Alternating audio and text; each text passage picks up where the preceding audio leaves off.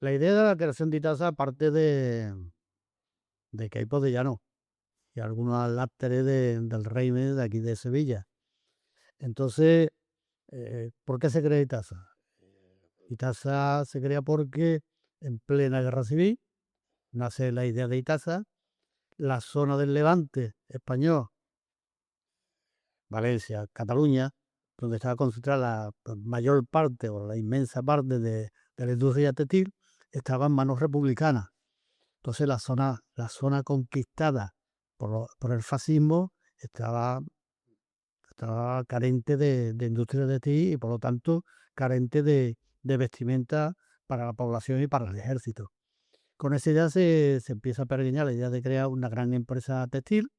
Se eligen los terrenos fuera del extrarradio de Sevilla, que son los terrenos enclavados en la barrio del Cerro del Águila de aquel tiempo, y al frente al frente de la fábrica se pone a un joven abogado de aquella época, don Prudencio Pumar Cuartero, se pone al frente de la empresa y se crea como sociedad anónima, con acciones principalmente de terratenientes y de gente pudiente de Sevilla. Se crea la fábrica. Después ya las acciones fueron derivando también a condiciones sociales no tan fuertes como las primeras, ¿no?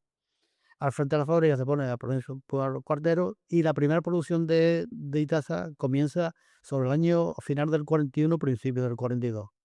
Las primeras maquinarias de Itasa, se empieza por la legislatura, entre los primeros trabajadores de la fábrica. Los primeros jefes eran gente mayormente camisa vieja o falangista. Y bueno, pues ese fue los comienzos de Itazo. Eso fue, ya te digo, empieza en el 42, se empieza la producción del fábrica, se empieza por la hilatura de algodón, después sigue con los telares y después el proceso sigue y la creación de nuevas naves con los acabados de algodón.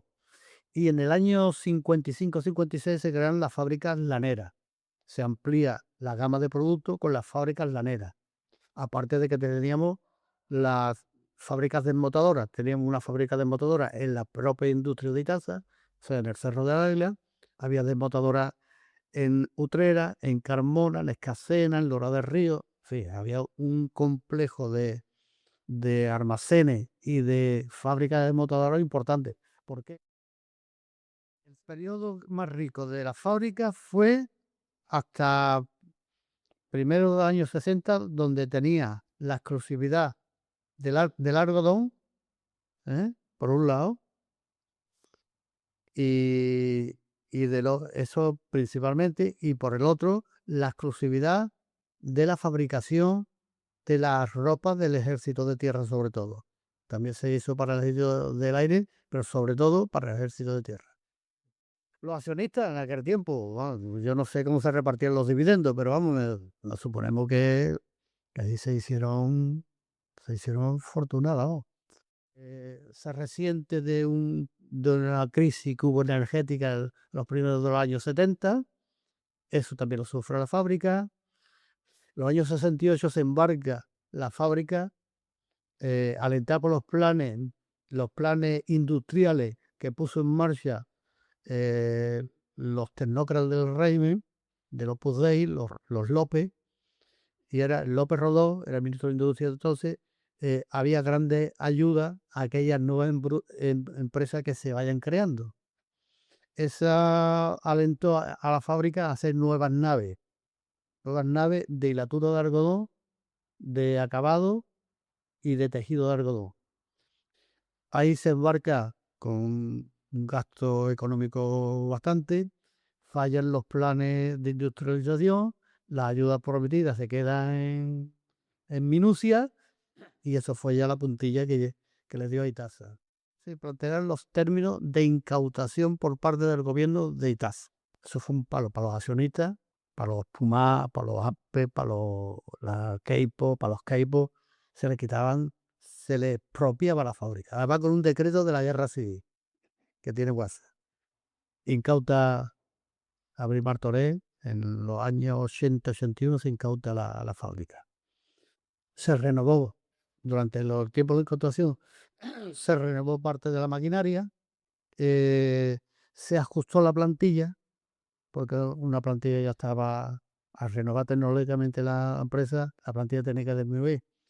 Como ya estábamos en los planes de reestructuración y yo era representante del sector algodonero de los flanes, logramos prejubilar en el año 80, 82, en el año 82 logramos prejubilar a los primeros trabajadores de Itasa, trabajadores y trabajadoras de Itasa, los logramos prejubilar a través de los planes de reestructuración textil. ¿Eso qué significaba? Que los compañeros y las compañeras que se prejubilaban iban ahí a la calle, pero con su salario íntegro. Después hubo una nueva reestructuración en el año 83 y salieron una segunda tanda de trabajadores y trabajadoras. Renovamos la maquinaria y entonces se nos plantea de vender la parte que ya estaba más obsoleta de la fábrica, que era la parte, curiosamente, la parte más cercana al Cerro del Aire, a la antigua avenida de Toledo, hoy avenida de Itaza. Cuando yo entré en el 71, en Itasa mucho trabajo y iba viento en popa, iba muy bien. Pero claro, Itasa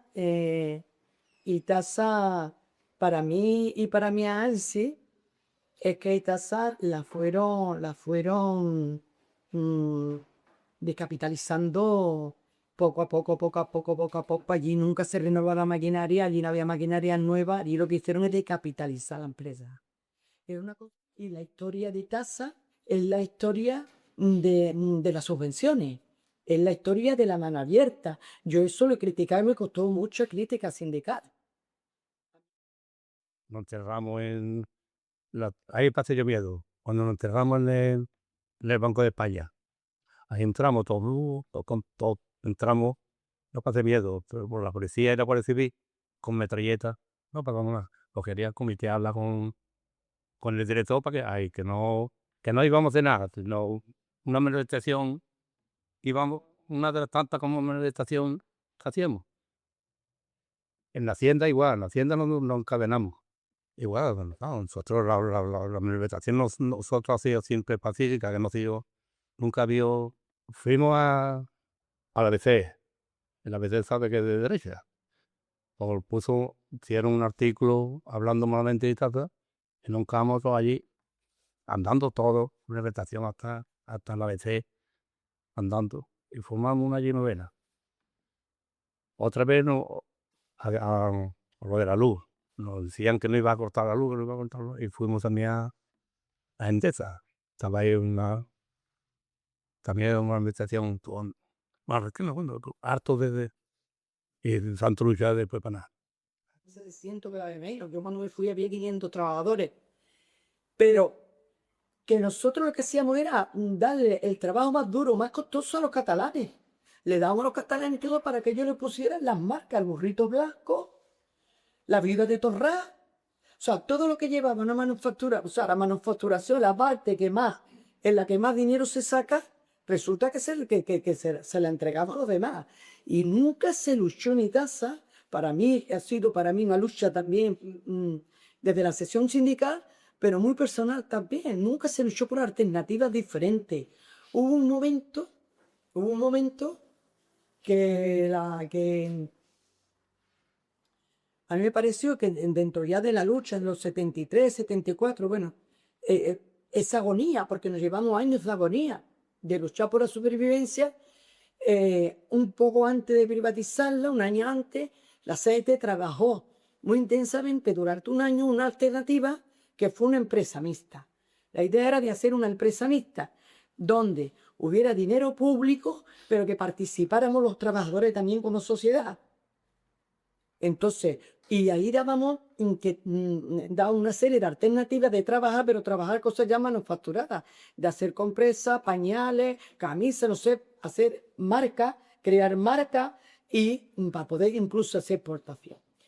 Y yo, es que mira, estaba tan trabajada porque se trabajó con gente, se trabajó con mucha gente que era gente con buenos profesionales, con gente que tenía, que eran profesores, que eran gente que había trabajado en el tema.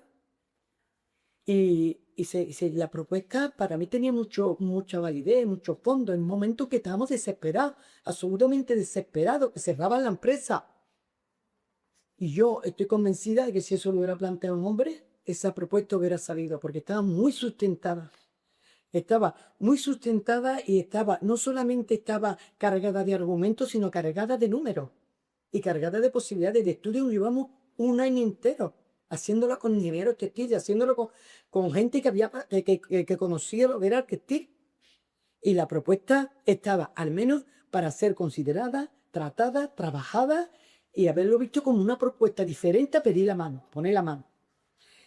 Y yo me quedé, mi sesión sindical la propuso, es una idea que salió de un compañero mía, como he dicho, se trabajó bien y se plantea el comité de empresa. Pero todo el mundo se enteró que eran Cárdenas de Taza la que había propuesto. Yo creo que si eso lo hubiera propuesto Florindo o lo propone cualquier otro compañero del comité de empresa, de comisión y la trabajan en comisiones, esa propuesta hubiera salido adelante porque era un tocho de estudio bastante bien sustentado, ¿no? Entonces, yo he tenido muchas contradicciones con que la única alternativa que hayamos pedido, que se haya pedido en Itasa, fuera subvenciones, subvenciones, subvenciones, y Itasa está subvencionada desde que se abrió. Y eso no puede ser. Una industria no se puede mantener de subvenciones.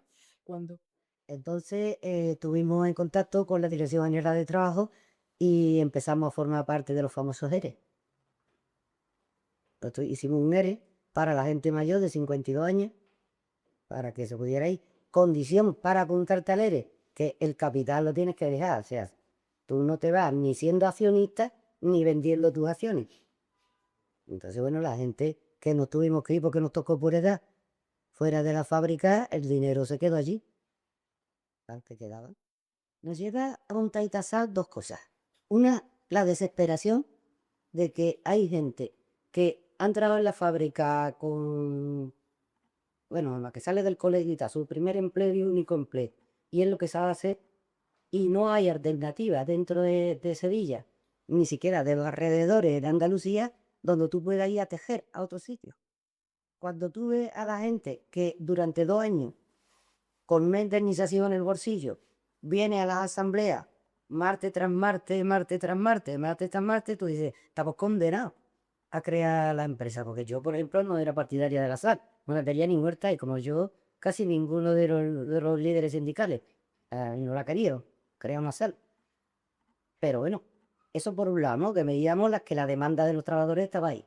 Y por otro lado, que le encargaron a Arthur Andersen un plan de viabilidad, donde el plan de viabilidad decía que con un máximo de 225 trabajadores, racionalizando mucho los puestos indirectos, con una redimensión de la fábrica y una modernización de la fábrica era posible para el nicho de mercado que te podía abarcar y te quedaba más o menos libre, que ya por supuesto estaba China y Pakistán y todo esto haciendo textil, pero que era viable, que eso era posible.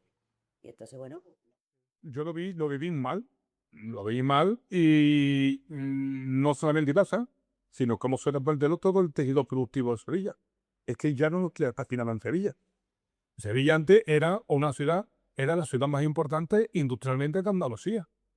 Pero tú empiezas, tenías antes Zaca, desapareció, Udavita desaparecido, Isa desaparecido, Astillero ha desaparecido, Construcciones ha desaparecido, ¿eh?